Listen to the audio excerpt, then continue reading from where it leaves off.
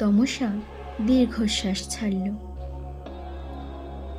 ব্যাগের সামনের ছেঁড়া চেনটা থেকে জংধরা সেফটি পিনটা বহু কষ্টে খুলে নিয়ে জুতোয় আটকে আবার হাঁটা শুরু করল সে।